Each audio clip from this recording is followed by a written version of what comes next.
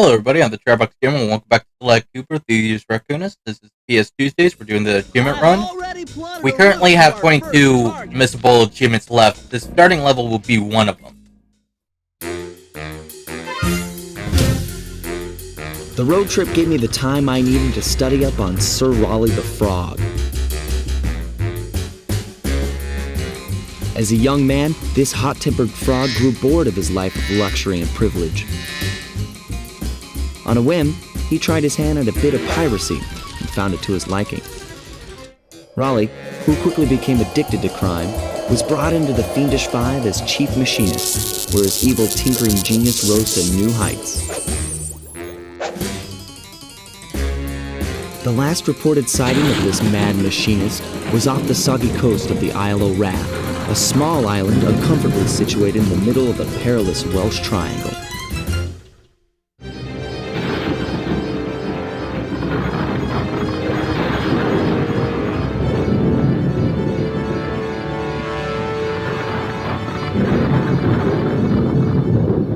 So, unlike Murray's missable achievements, this one, if you mess up, all you have to simply do is exit the level and try again.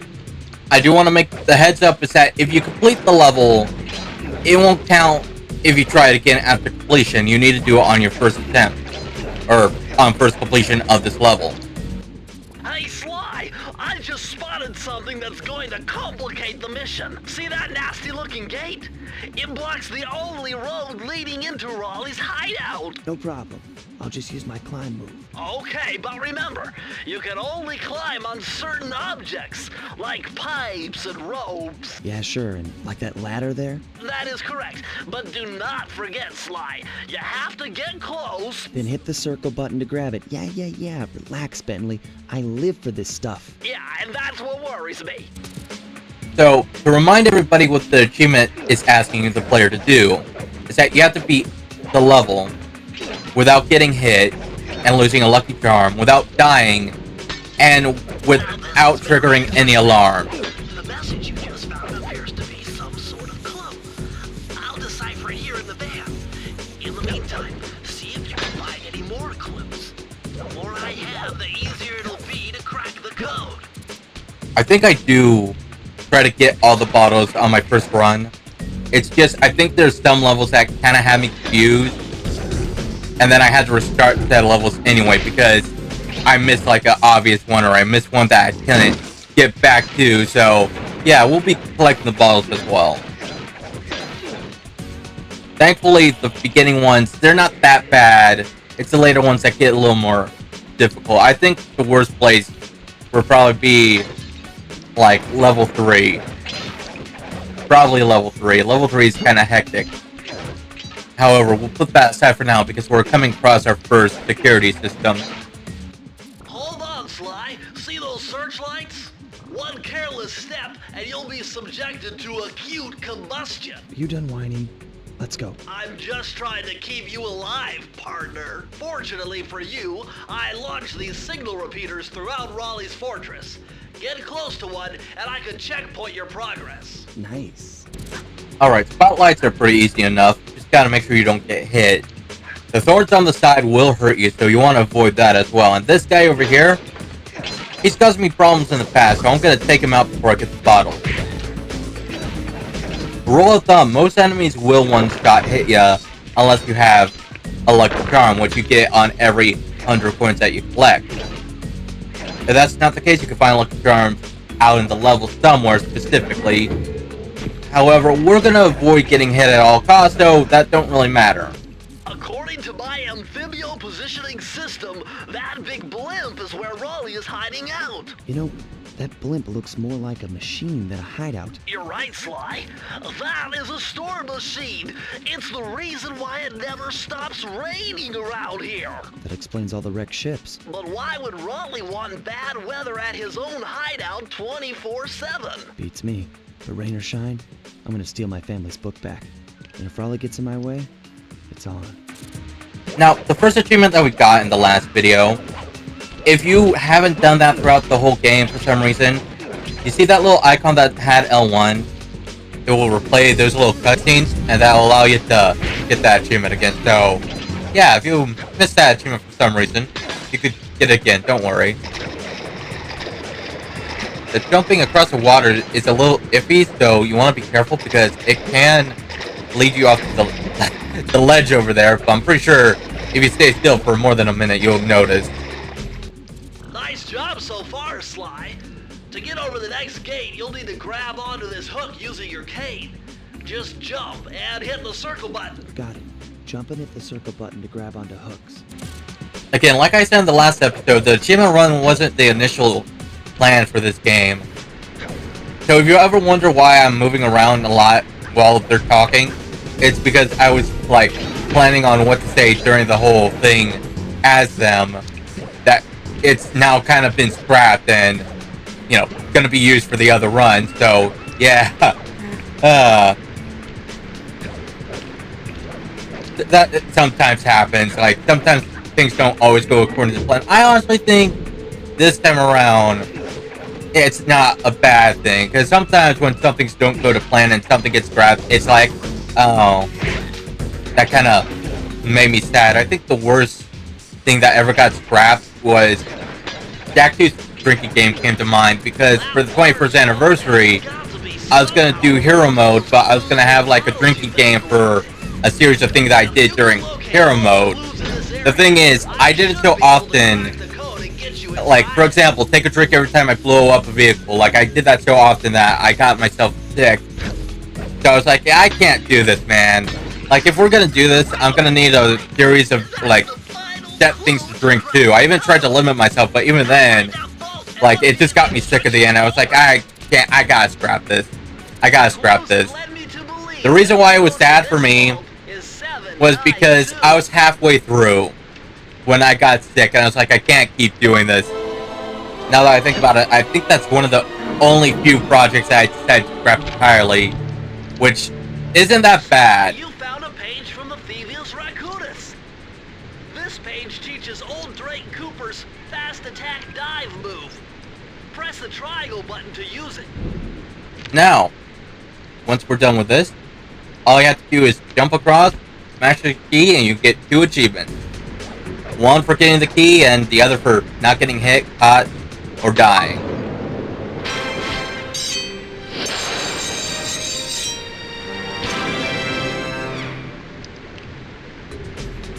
Okay, so level 1's going to be relatively easy. Now, there are some missions in each level that I just do not care for.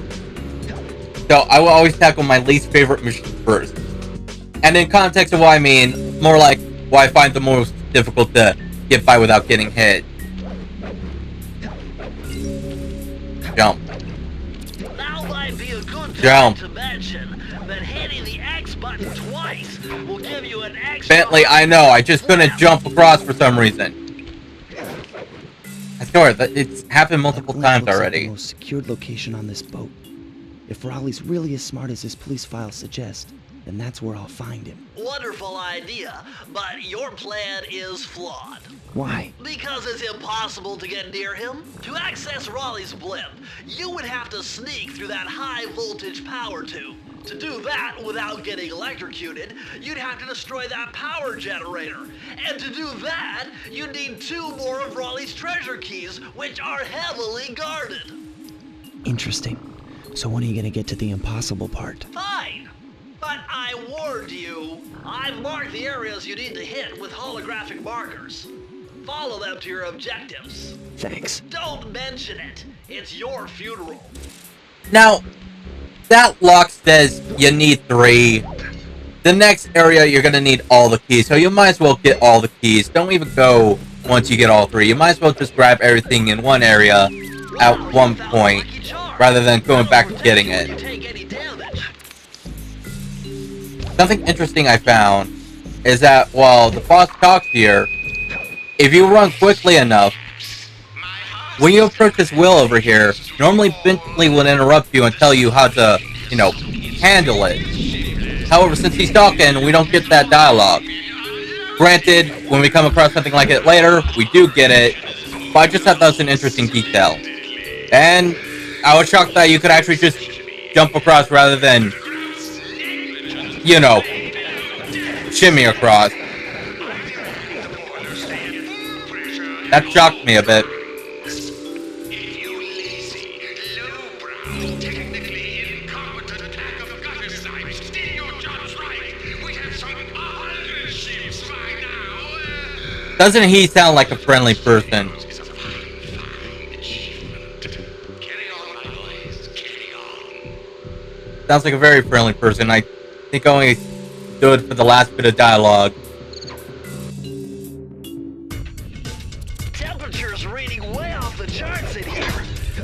This must be the power source for the storm machine. Now, this is why I say that the bottles are optional, because as you can see, the vault is at the very beginning. Meaning that if you get all of them, you're going to have to go from all the way from the end back to the start. So you can see why I picked this level first. I think other levels, like, okay, the vault's not always at the end, but it's close to the end. This one's like the only one that's different from the top of my head. Better close those furnace doors. Jump and press the square button. That'll slam them shut. Alright, so remember how a few minutes ago I said that dialogue skipped with Bentley because the boss was talking? Well, it pops up here. Sly, see that machine wheel? If my knowledge of mechanical engineering serves me right, applying significant rotational torque to achieve maximum velocity will yield a positive result. You mean something good might happen if I can get the wheel to spin fast enough? Isn't that what I just said? Yeah, I never seen that here before, so seeing that pop up kind of surprised me a bit, but full attention to detail. So, a little behind the scenes behind the whole Ps2uesdays thing is I really didn't want to play games in alphabetical order because I felt like that would have been a little too obvious and honestly got a little stale after a while. So, I decided to go for the roulette wheel idea. And another part that got scrapped was originally it would have been different for each week. Take this week for example, we had WWE, Harry Potter, SpongeBob SquarePants, and Sly Cooper.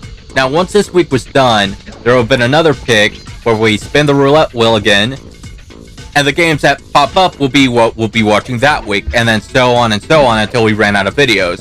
The thing is, I kinda liked it, but at the same time, it was a little too much work on my part.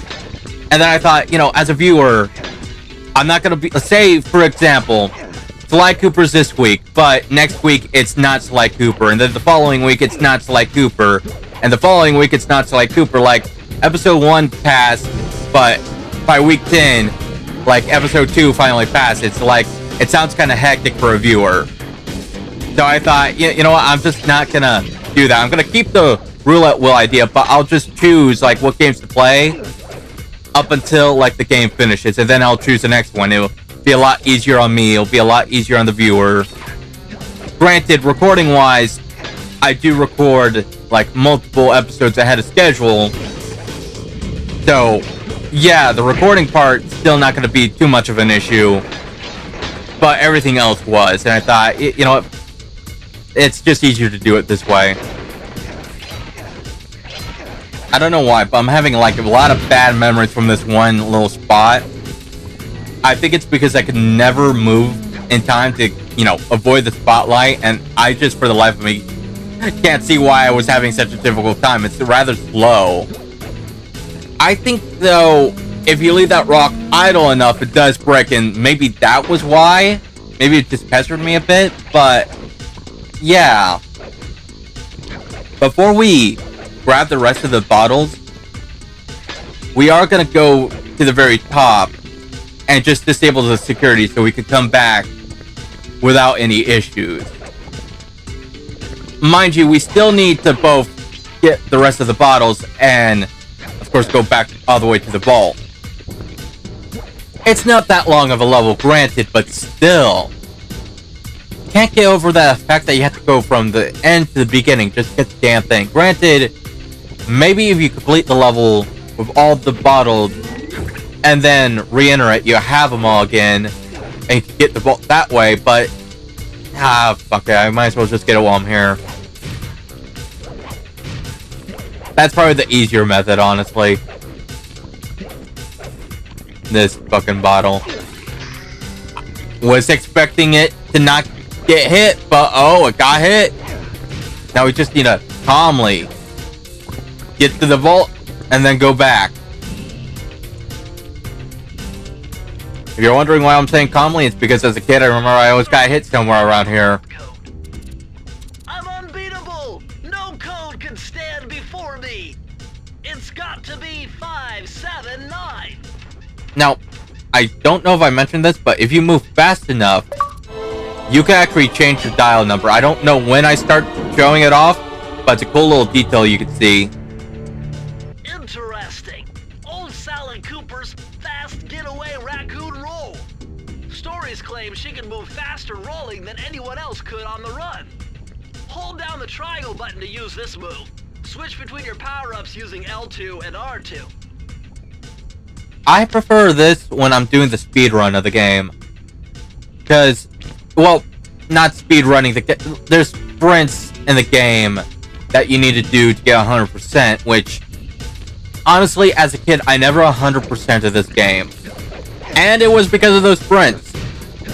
Like, I was never much of a racer as a kid. Like, I didn't like beat the clock challenges. Like, they're just not my thing. And even when I play games now, like, I kind of groan whenever it's like one of those challenges. Like, I'm just not a fan of that. Funny thing is, when I was making this video, Sly Cooper had no news about, you know, being ported to the PlayStation 4 or PS5, so I didn't know that it was going to be on those consoles. The thing is, there's a couple new achievements where you have to beat a certain number of sprints to get the platinum. And if that sounds bad to you, I have to break you the bad news to you, pal. In order to beat this game, master this game with all the achievements, you need to beat each level with all their sprints. You need to do all the master speed. Like, I'm not a fan of it. I did it. I'm not a fan of it. You will have like precious seconds to get it done.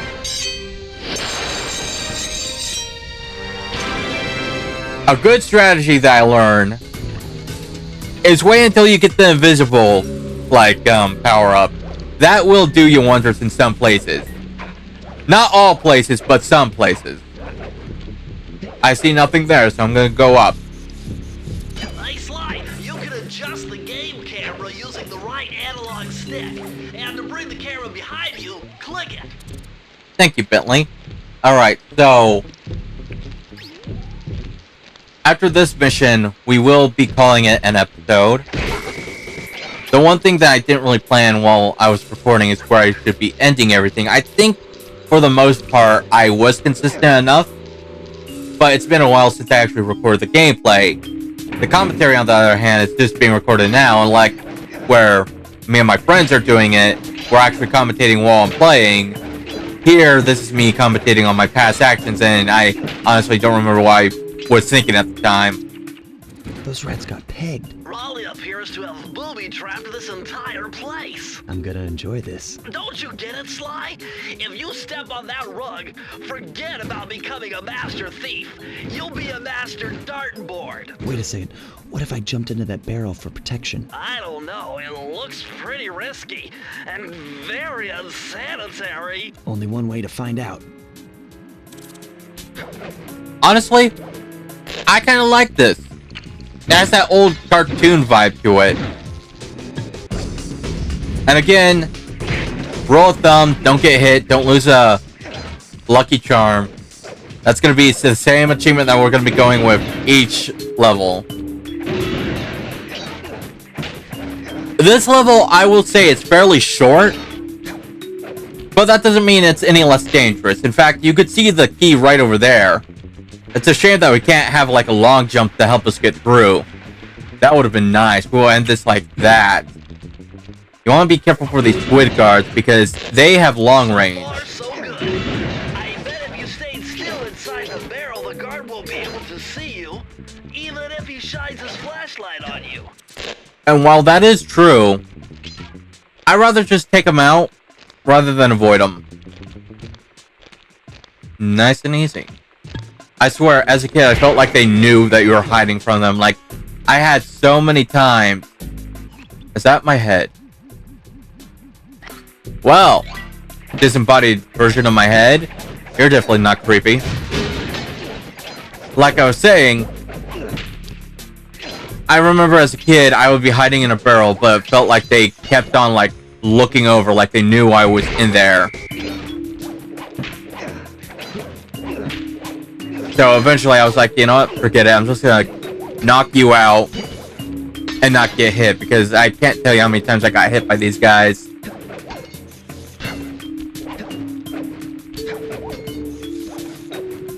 I had way too many difficulties with that. That's embarrassing.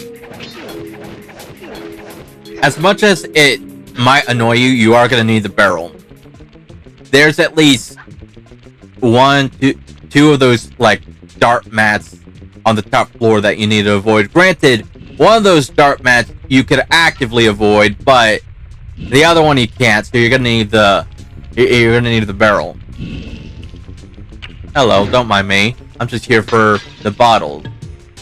Nothing else, nothing less. We're about almost halfway. Okay, we're halfway.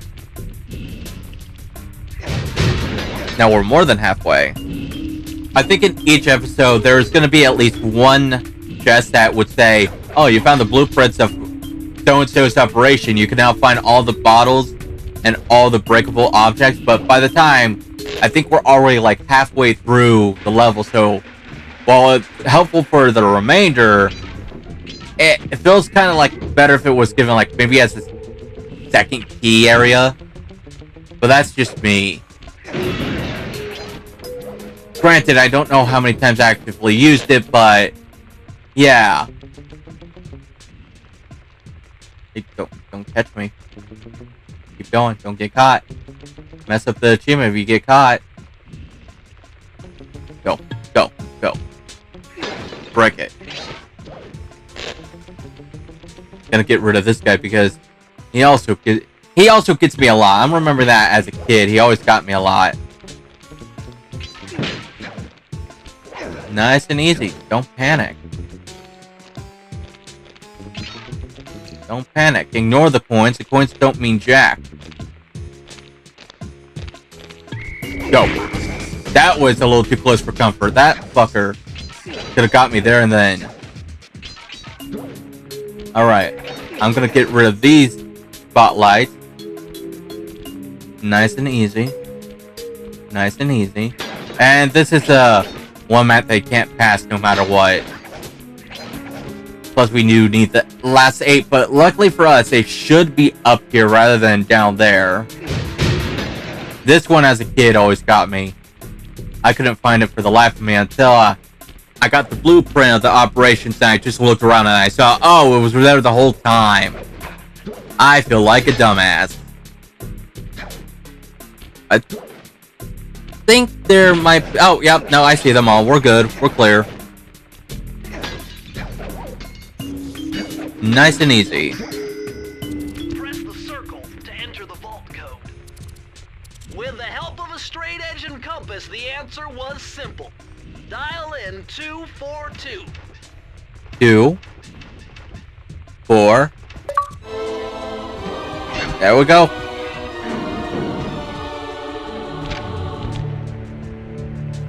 These are the blueprints. Oh, speak of the devil. Speak of the devil, here it is. Yes, I can wire this info directly into your binocucom. It'll show you the position of nearby clues and breakable objects. You know what? This is technically the second one in the area, so I'll take back what I said earlier about the whole operation thing.